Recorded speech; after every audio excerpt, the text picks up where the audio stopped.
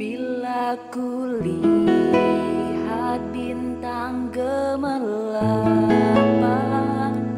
dan bunyi guru riuh ku dengar, ya Tuhanku, tak putus aku heran melihat ciptaanmu yang besar. Maka jiwaku pun memujimu, sungguh besar Kau Allahku.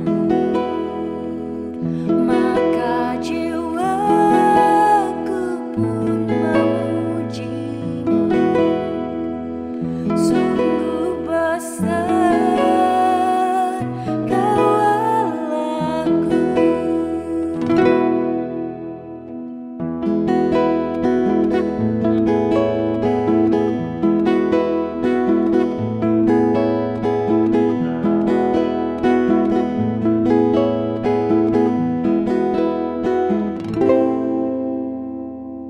Ya Tuhanku, apabila ku renungkan pemberian-Mu di dalam penebus,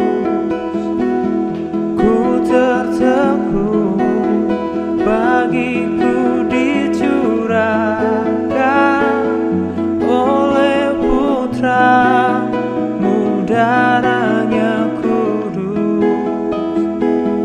Maka jiwaku pun memujimu, sungguh besar Kau Allahku. Maka jiwaku pun memujimu, sungguh besar Kau Allahku.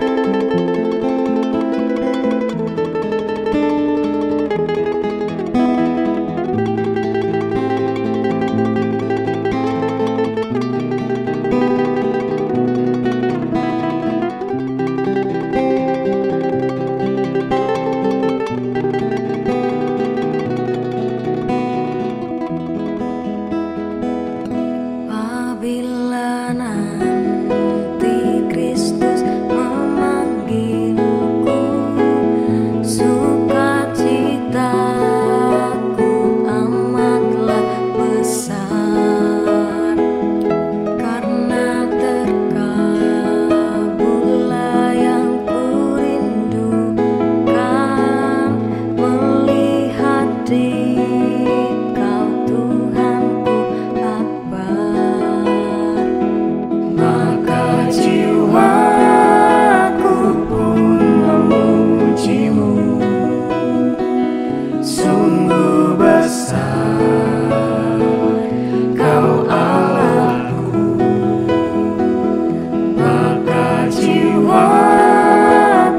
pun memujimu, sungguh besar Kau Allahku. Then sings my soul, my Savior God, to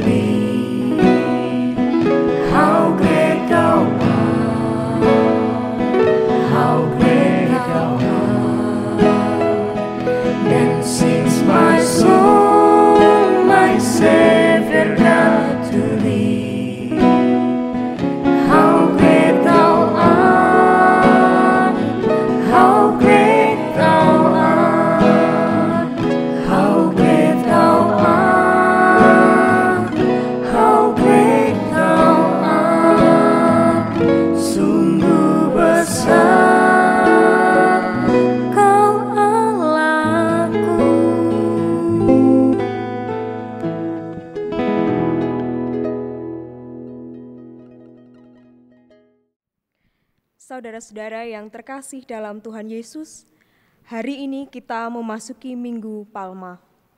Bersama-sama kita akan mengenang peristiwa ketika Tuhan Yesus memasuki kota Yerusalem dan dielu-elukan oleh orang banyak.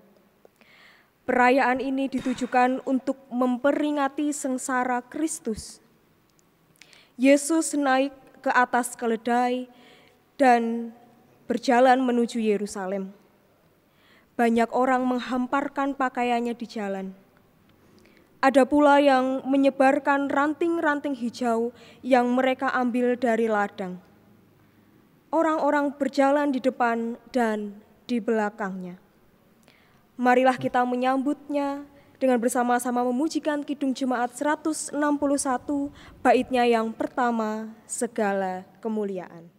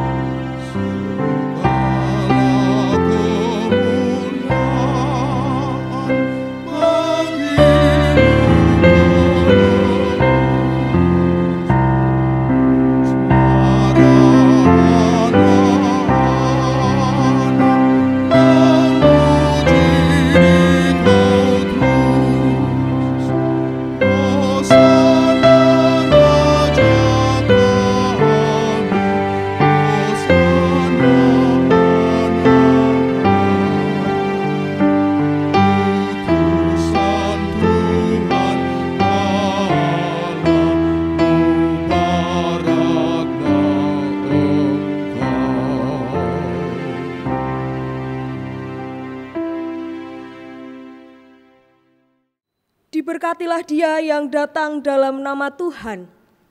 Hosana bagi anak Daud. Hosana di tempat maha tinggi. Hosana, Hosana, Hosana. Tuhan besertamu. Dan besertamu juga. Marilah kita memujikan Kidung Jemaat 161, baitnya yang ketiga, segala kemuliaan.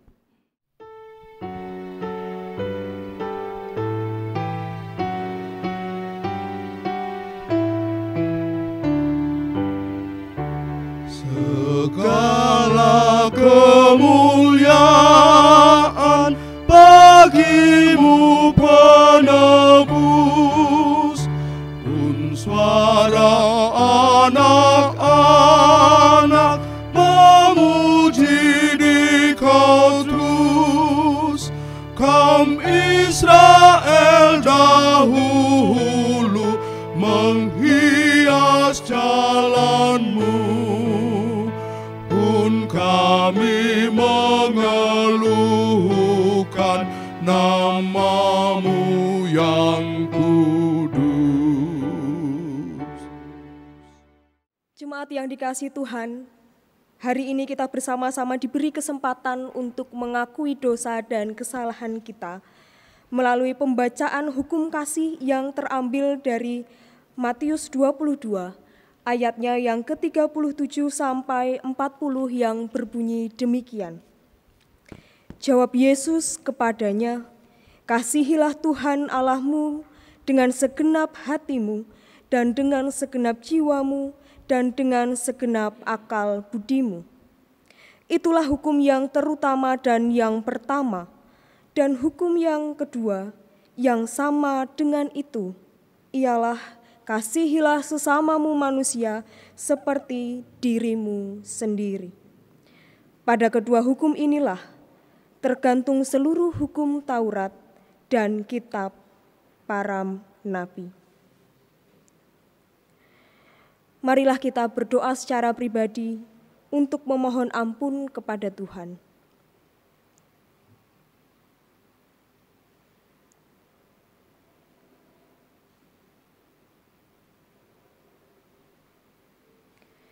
Ya Tuhan, kami mengakui bahwa kecongkakan dan keegoisan kami kerap membuat kami tidak mampu berkiblat kepadamu.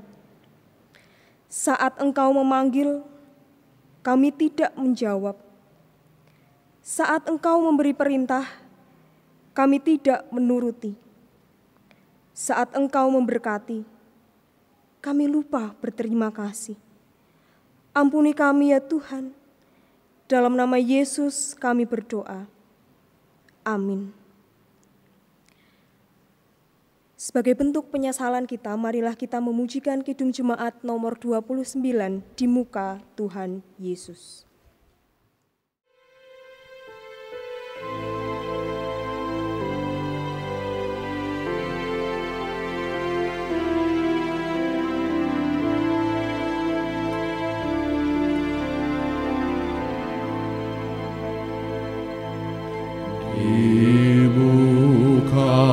Tuhan Yesus, betapa hina diriku, ku bawa dosa-dosaku di muka Tuhan Yesus.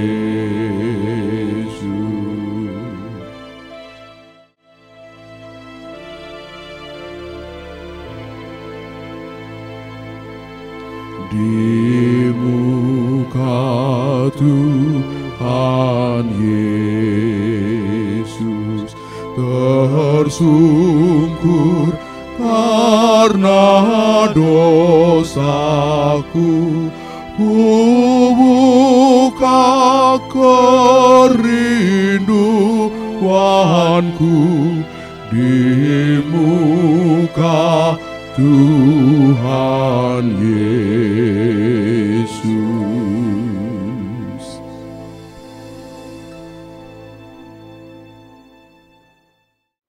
Bagi setiap kita yang telah dengan sadar dan sepenuh hati mengakui dosa dan pelanggaran kita, maka Tuhan kita yang pengasih dan penyayang memberikan kepada kita sebuah berita anugerah. Tuhan kita sungguh pengasih. Ia tidak segera menghukum anaknya yang melakukan dosa dan pelanggaran, tetapi ia menghendaki pertobatan. Firman-Nya berbunyi, buluh yang patah terkulai tidak akan diputuskannya, dan sumbu yang pudar nyalanya tidak akan dipadamkannya. Tetapi dengan setia ia akan menyatakan hukum. Ia sendiri tidak akan menjadi pudar dan tidak akan patah terkulai sampai ia menegakkan hukum di bumi. Segala pulau mengharapkan pengajarannya. Demikianlah berita anugerah dari Tuhan yang diambil berdasarkan Yesaya 42 ayat 3 sampai yang keempat. Jemaat yang terkasih, marilah kita merespon berita anugerah dengan pujian dari Kidung Jemaat 183, bait yang pertama dan yang kedua, menjulang nyata atas Bukit Kala.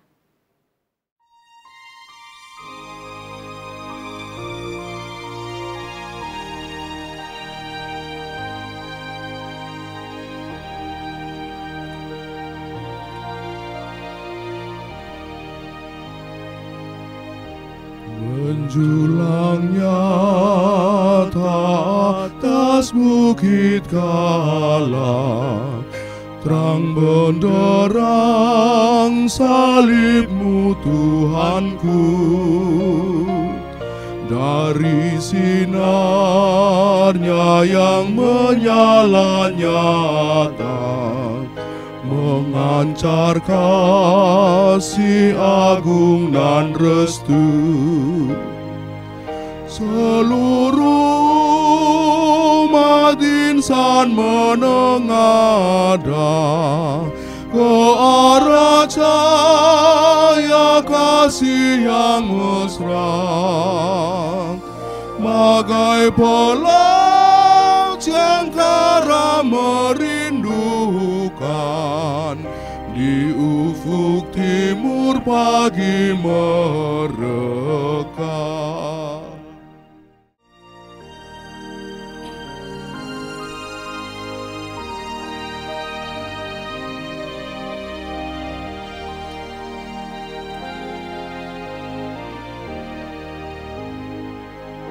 Salibmu Kristus, tanda pengasihan, mengangkat hati yang remuk redam, membuat dosa yang tak terperikan. Di lubuk cinta Tuhan terbenam.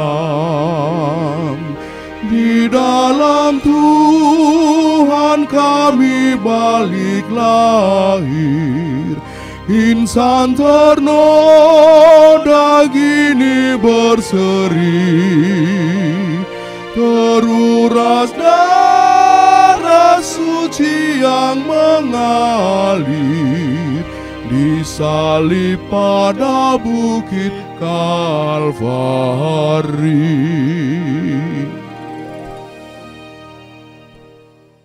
Kita akan memasuki pelayanan firman, oleh karena itu marilah kita mempersiapkan hati dan pikiran kita di dalam doa.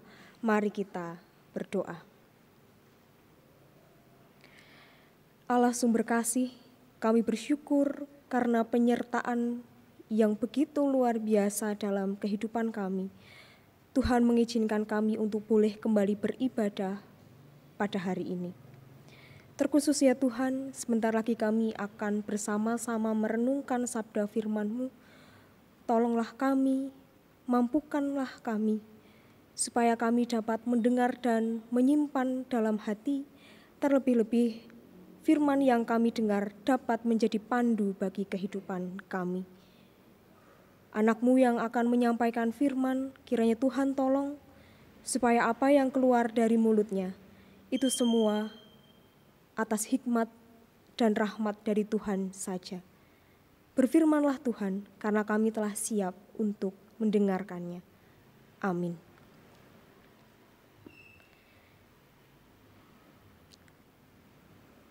Firman Tuhan bagi kita pada minggu hari ini diambil berdasarkan kesaksian Injil Matius pasal 21 ayatnya yang pertama sampai ayat yang ke-11.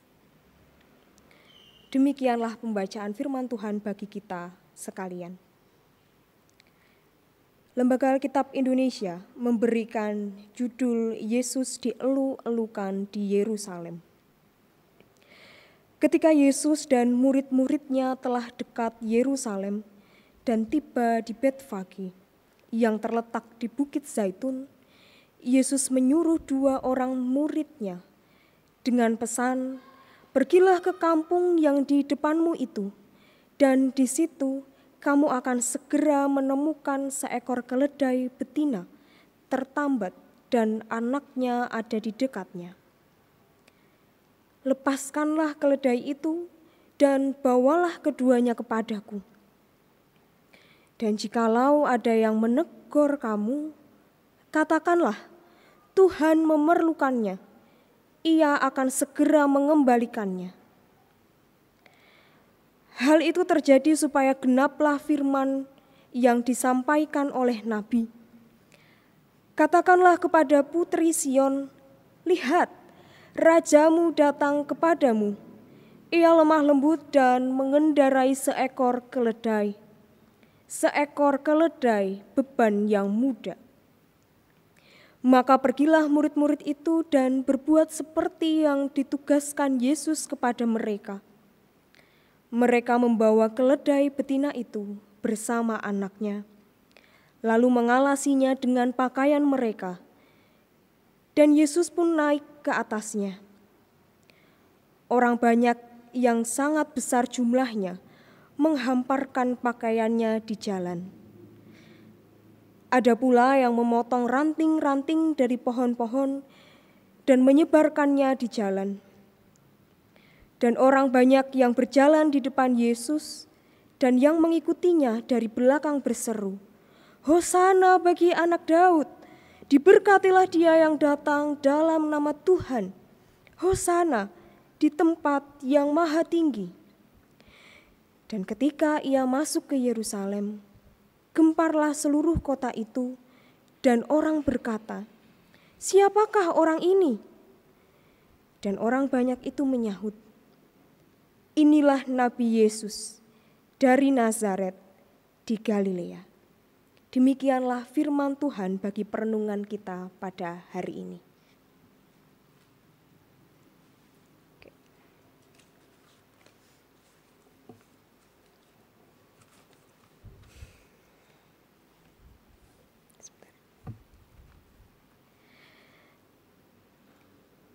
Jemaat yang terkasih, selamat hari Minggu. Izinkan saya menyampaikan salam rindu saya kepada jemaat dimanapun saat ini kita beribadah. Marilah kita bersama-sama berharap dan berdoa supaya kiranya segala sesuatu yang terjadi saat ini boleh segera berakhir sehingga kita boleh kembali bersekutu bersama-sama. Tidak terasa minggu ini kita memasuki Minggu Palmarum, tepat 1 pekan sebelum kita tiba pada peristiwa agung yaitu Paskah. Itu berarti kita telah dianugerahi kesempatan untuk melalui minggu Prapaskah atau Minggu Sengsara. Namun memang kita harus mengakui bahwa tahun ini kita melalui minggu Prapaskah dengan cukup berat. Kita harus melewatinya dengan situasi yang tidak pernah kita harapkan dan tidak pernah kita duga sebelumnya. Situasi menuntut kita untuk menepi dari keramaian. Situasi akhirnya menuntut kita untuk berteman dengan keadaan yang tidak biasa. Anak-anak harus kehilangan kesempatan untuk bermain bersama teman-temannya. Anak-anak harus merasakan jenuh. Orang dewasa harus berputar otak untuk mengusahakan supaya kehidupannya boleh terus berlangsung. Di sisi lain, ada orang-orang yang terus berjuang demi keselamatan nyawa orang lain. Dan bahkan ada orang-orang di sekitar kita yang harus ditangani oleh tim medis karena keadaan yang membahayakan. Sungguh peristiwa yang kita alami pada saat ini menunjukkan bahwa manusia sesungguhnya adalah makhluk yang rapuh dan rentan. Sehingga pertolongan dari Sang Penopang sesungguhnya adalah satu-satunya penolong bagi kehidupan kita. Jemaat yang dikasihi Tuhan, bagaimanapun keadaan fisik, badan, ataupun hati yang saudara alami saat ini, saya mengajak kita semua untuk melihatnya melalui peristiwa di Yerusalem. Hari ini, umat Kristiani diberi kesempatan khusus untuk menghayati peristiwa Yerusalem. Peristiwa ini adalah sebuah peristiwa menuju puncak kehidupan Yesus di dunia. Yerusalem ditetapkan Allah sebagai tempat di mana Yesus harus menyelesaikan misinya di dunia, yaitu menderita dan wafat di kayu salib untuk menyelamatkan manusia. Awal mula Yesus hampir tiba di Yerusalem, ia disambut dengan suasana yang sorak-sorai dan penuh sukacita dan gembira. Kegembiraan ini terpancar melalui tindakan yang dilakukan oleh orang banyak. Ada yang menghamparkan pakaiannya di jalanan, ada yang melambai-lambaikan ranting pohon. Tidak hanya itu, mereka pun bersorak, "Hosana bagi anak Daud, diberkatilah dia yang datang dalam nama Tuhan, Hosana di tempat yang maha tinggi." Yesus disambut dengan sedemikian rupa karena kedatangannya dengan cara yang penuh kedamaian, mendatangkan harapan baru bagi orang banyak. Namun, kita pun juga diajak untuk menyadari bahwa peristiwa Yerusalem juga merupakan sebuah peristiwa duka cita. Pada saatnya, Yesus akan diperlakukan layaknya orang berdosa, difitnah, dipermalukan, dicaci, dan dimaki. Padahal Yesus tidak satu kali pun melakukan kesalahan. Awal masuk Yesus ke Yerusalem, ia begitu dimuliakan oleh manusia dengan kegembiraan dan gegap gempita yang nampak. Yesus kemudian harus sengsara dan menderita.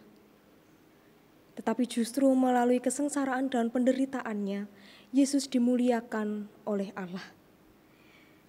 Oleh karena ketaatan dan kesetiaannya, Yesus melalui setiap peristiwa kehidupannya, Allah memuliakannya.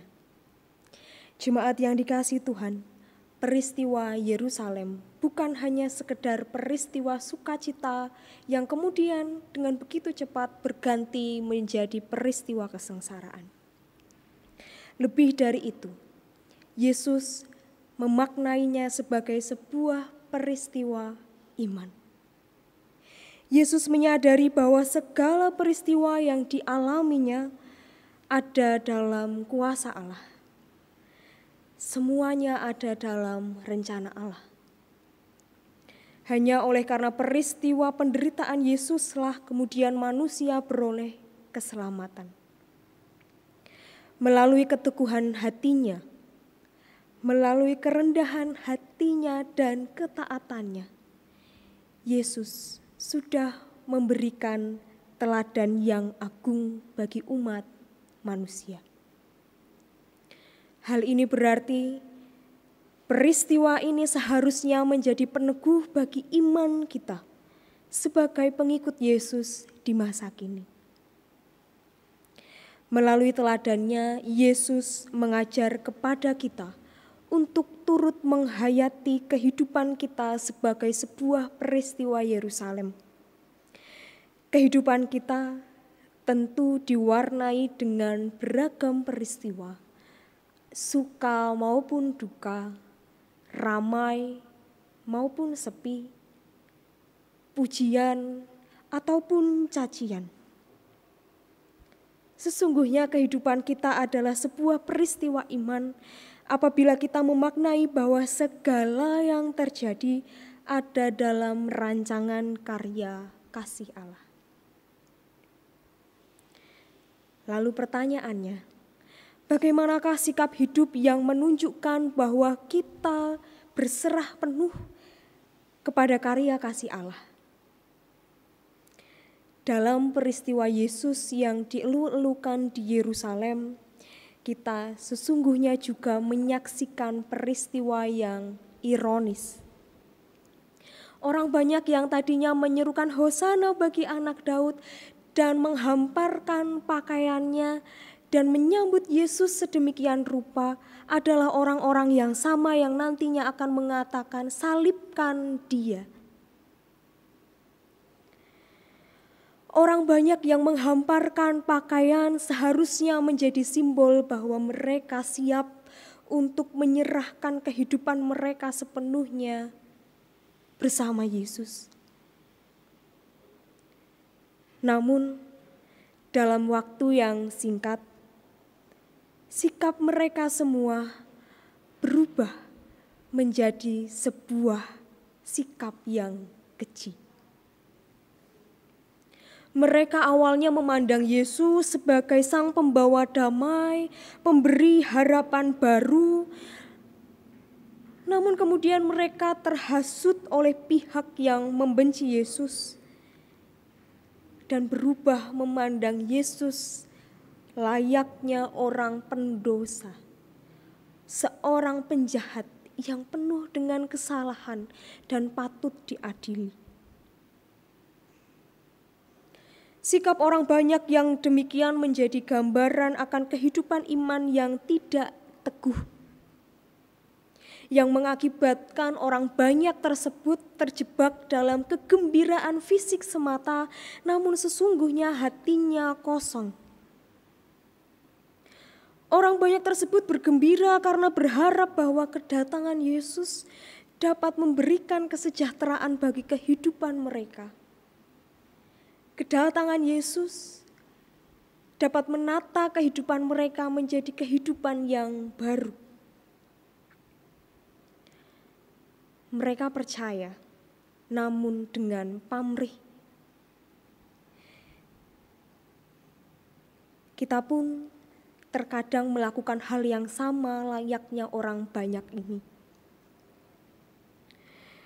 Kita mengaku menyerahkan kehidupan kita sepenuhnya kepada Allah, namun seringkali justru sikap kita malah memaksa Allah. Sikap kita justru mencobai Allah. Terkadang kita masih meragukan karya kasih Allah oleh karena akal dan pikiran kita.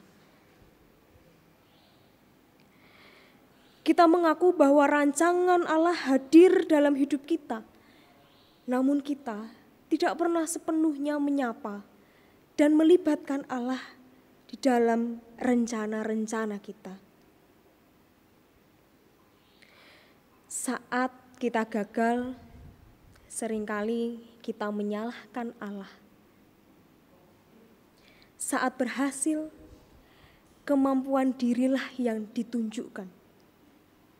Inilah gambaran orang beriman dengan tidak teguh, layaknya orang banyak pada saat itu.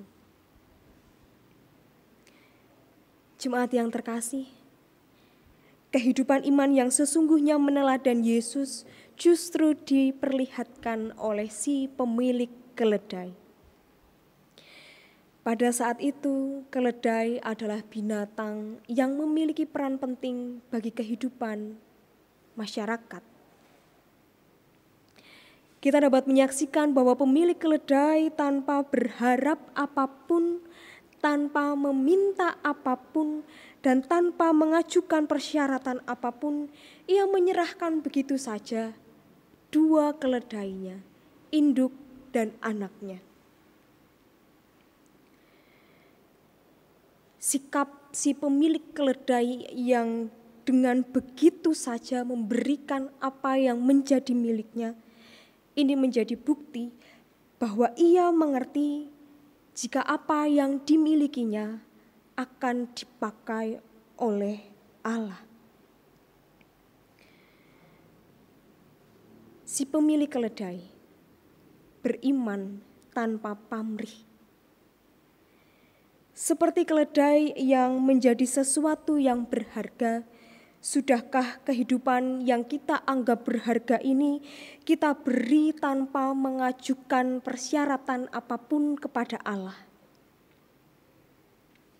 Dari si pemilik keledai ini kita diingatkan bahwa Allah dapat menggunakan apapun yang diberikan kepada kita untuk menjadi sarana perwujudan bagi karya kasih-Nya.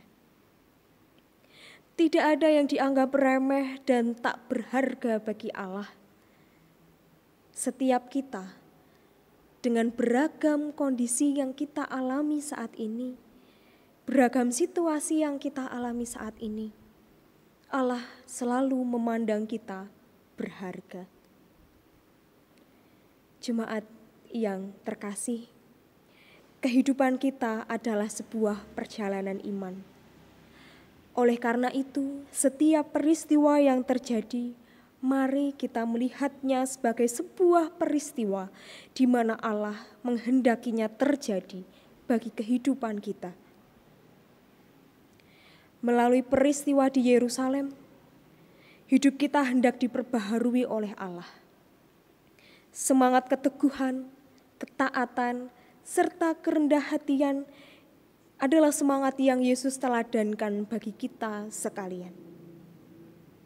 Kini, dalam perjalanan kehidupan kita masing-masing, Allah mengajak kita untuk berperan serta di dalam perjalanan ini. Kita diajak untuk menumbuhkan semangat yang Yesus teladankan. Dengan demikian, maka kita dapat sungguh-sungguh berjalan bersama Allah dalam peristiwa Yerusalem kita masing-masing, yaitu kehidupan kita. Allah Sang Penuntun selalu menyertai dan memelihara kehidupan kita. Amin. Saat hening bagi kita.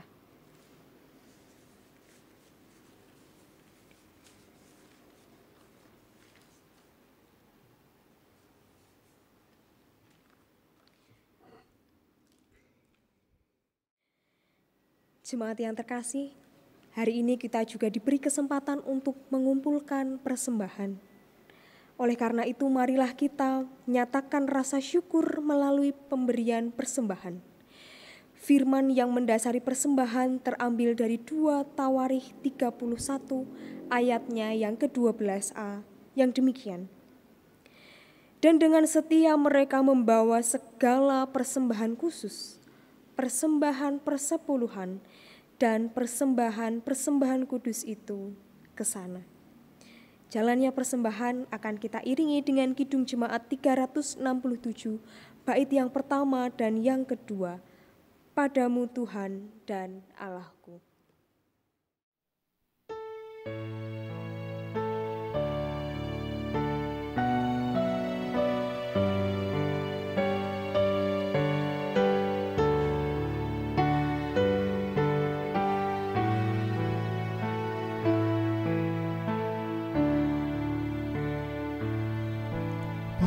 Padamu Tuhan dan Allahku, ku persembahkan milikmu.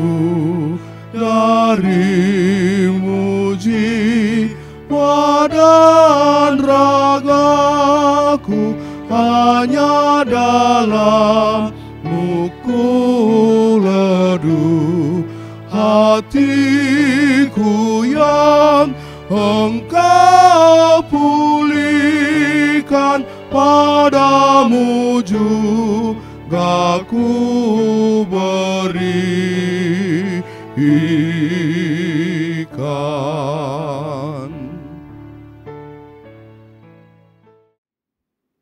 Marilah kita membawa persembahan kita ke dalam doa syukur dan doa syafaat. Mari kita berdoa. Allah penopang kehidupan kami, Allah penolong kehidupan kami, kami bersyukur atas anugerah-Mu yang kembali Engkau berikan kepada kami. Kami boleh bersatu hati, beribadah. Dan secara khusus ya Tuhan, sebagai sebuah persekutuan kami hendak membawa kehidupan kami ke dalam doa syafaat. Kami berdoa bagi bangsa dan negara kami. Sungguh ya Tuhan, peristiwa yang kami lalui akhir-akhir ini sangat di luar kemampuan kami.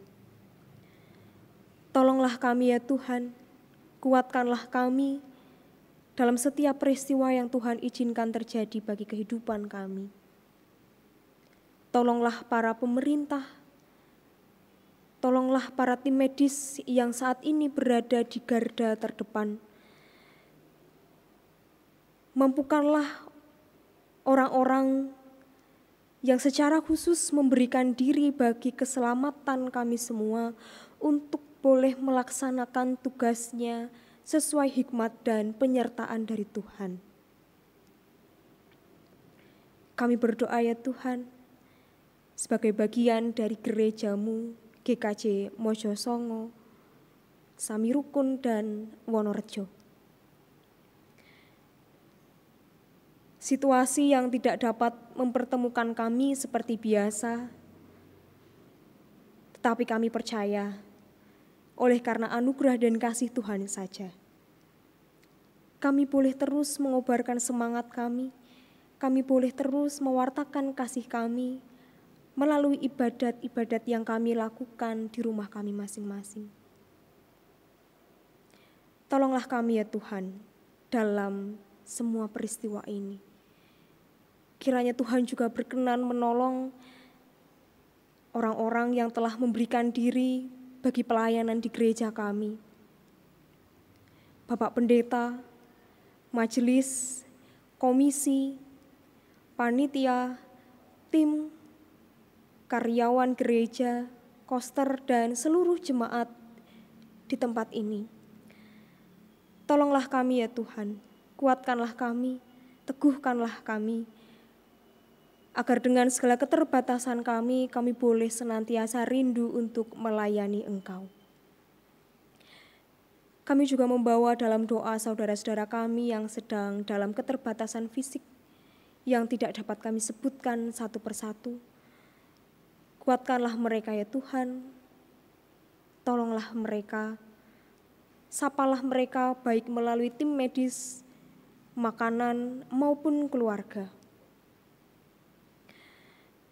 Kiranya segala sesuatu yang diupayakan dan yang diusahakan boleh mendatangkan kebaikan dan kesembuhan bagi saudara kami terkasih. Pada saat ini,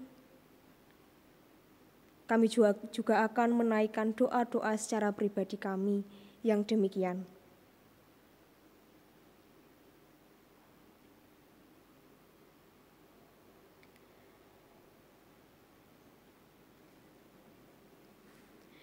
Inilah ya Tuhan seru doa kami yang kami pinta dan kami naikkan di dalam satu nama Tuhan Yesus Kristus yang telah mengajar kami doa Bapa kami. Bapa kami yang di surga, dikuduskanlah namamu, datanglah kerajaan-Mu, jadilah kehendak-Mu di bumi seperti di surga. Berikanlah kami pada hari ini makanan kami yang secukupnya, dan ampunilah kami akan kesalahan kami, seperti kami juga mengampuni orang yang bersalah kepada kami. Dan janganlah membawa kami ke dalam pencobaan, tetapi lepaskanlah kami daripada yang jahat. Karena Engkaulah yang empunya kerajaan, dan kuasa, dan kemuliaan sampai selama-lamanya. Amin.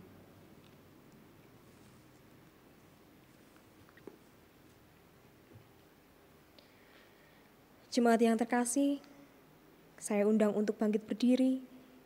Kita akan bersama-sama dengan seluruh gereja di muka bumi ini dan di sepanjang abad. Kita memperbaharui iman percaya kita dengan mengucapkan pengakuan iman rasuli yang demikian. Aku percaya kepada Allah Bapa yang Maha Kuasa, Khalik langit dan bumi, dan kepada Yesus Kristus anaknya yang tunggal Tuhan kita, yang dikandung daripada Roh Kudus, lahir dari anak darah Maria, yang menderita di bawah pemerintahan Pontius Pilatus, disalibkan, mati dan dikuburkan, turun ke dalam kerajaan maut. Pada hari yang ketiga, bangkit pula dari antara orang mati, naik ke surga, duduk di sebelah kanan Allah Bapa yang Maha Kuasa, dan akan datang dari sana untuk menghakimi orang yang hidup dan mati. Aku percaya kepada Roh Kudus, gereja yang kudus dan persekutuan orang kudus, pengampunan dosa, kebangkitan daging, dan hidup yang kekal. Ya, marilah kita memujikan Kidung Jemaat nomor 440, baitnya yang pertama, di badai topan dunia.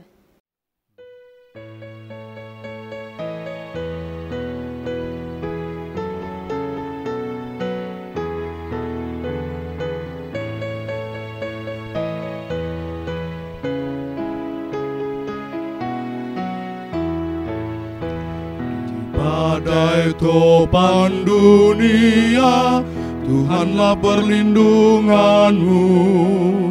Kendati goncang semesta, Tuhanlah perlindunganmu.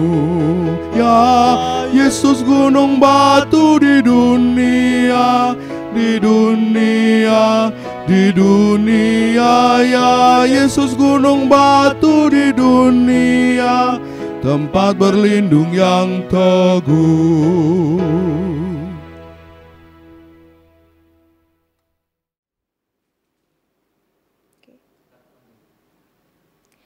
Jemaat yang dikasihi Tuhan, marilah kita bersama-sama memohon berkat dari Tuhan. Arahkanlah hatimu kepada Tuhan. Miliki keberanian untuk belajar menjadi hamba yang rendah hati. Jadilah saksi Kristus yang siap memberitakan bahwa janjinya yang selalu ditepati.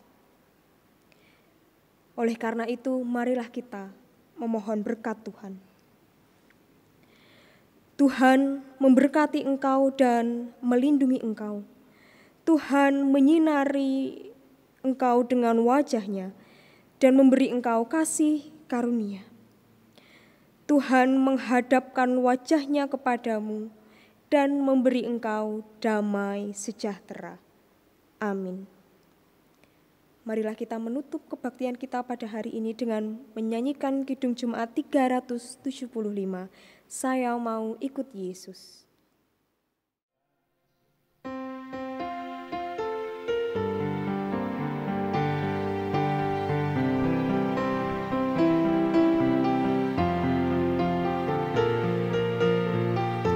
Saya mau ikut Yesus. Saya mau ikut Yesus sampai selama-lamanya. Meskipun saya susah menderita dalam dunia, saya mau ikut Yesus sampai selama-lamanya.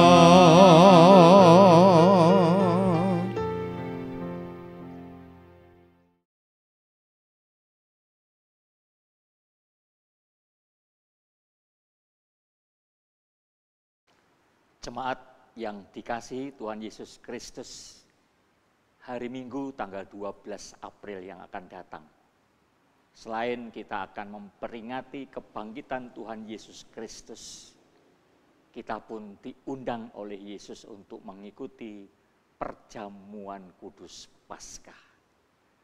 Oleh karena itu, sebelum kita mengikuti perayaan Paskah yang sekaligus pula mengikuti perjamuan kudus,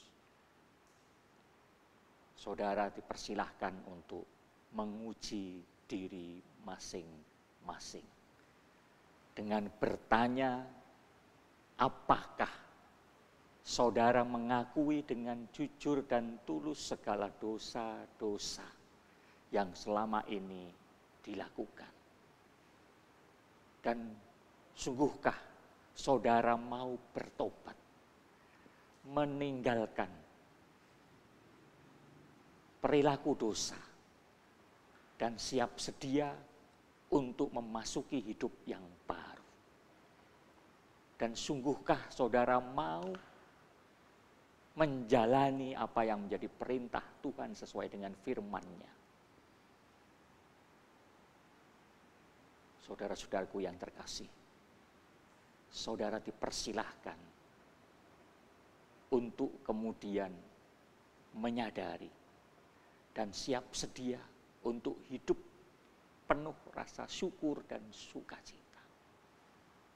Selanjutnya dipersilahkan jemaat untuk bisa melakukan pengujian diri. Saya sebagai hamba Tuhan menegaskan bahwa perjamuan kudus